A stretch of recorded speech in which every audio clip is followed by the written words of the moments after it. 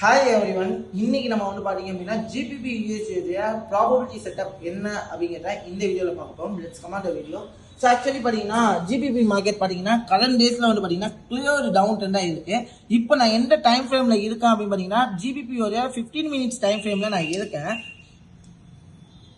Actually பார்த்தீங்க அப்படின்னா market வந்து பார்த்தீங்க அப்படின்னா நல்ல ஃபால் ஆகிட்டு இருந்துச்சு. ஒரு கட்டத்தில் என்ன இருக்குது அப்படின்னு பார்த்தீங்கன்னா ட்ரெண்ட் வில் பி ரிவர்சல். எதுக்காக அப்படின்னு பார்த்தீங்கன்னா இந்த ஃபுல் இம்பல்ஸ் மார்க்கெட், அதாவது டவுன் ட்ரெண்ட் மார்க்கெட்டுக்கு அப் ட்ரெண்டாக மார்க்கெட்டுக்கு பண்ணியிருக்கு. ஸோ இதோட ரெசிஸ்டன்ஸ் அப்படின்னு பார்த்தீங்கன்னா இந்த ரெசிஸ்டன்ஸ் லெவலில் தான் நான் வந்து பேஸ் பண்ணியிருந்தேன். ஆனால் மார்க்கெட் என்ன பண்ணிருக்கு, இந்த ரெசிஸ்டன்ஸை ரீச் பண்ணாமல் அங்கேருந்து ஒரு பெரிய ட்ராப் கொடுத்துருக்கேன். எதுக்காக அப்படின்னா இந்த அப்பு மூமெண்டமுக்கு ஒரு ப்ராப்பர் கரெக்ஷன் கொடுக்கறதுக்காக மார்க்கெட் என்ன பண்ணிருக்கு பார்த்தீங்கன்னா ரீட்ரேஸ்மெண்ட் கொடுத்துருக்கு.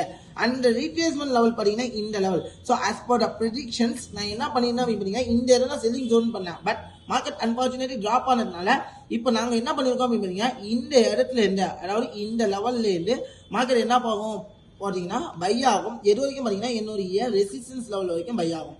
அங்கேருந்து என்ன ஆக போகுது அப்படின்னு பார்த்தீங்கன்னா ஒரு ப்ராப்பர் செல்லிங் நடக்கிறதுக்கான ப்ராபபிலிட்டி இருக்குது. அதாவது எந்த இடத்துல செல்லிங்னா 1.27438ல ஒரு செல்லிங் ப்ராபபிலிட்டியும் பையிங் ப்ராபபிலிட்டி 1.26426ல பையிங் ப்ராபபிலிட்டியும் இருக்கிறது வாய்ப்புங்க. அதாவது இந்த இடத்துல இருந்து மார்க்கெட் என்ன ஆக போகுது, ரெசிஸ்டன்ஸுக்கு டிராவல் ஆகும்.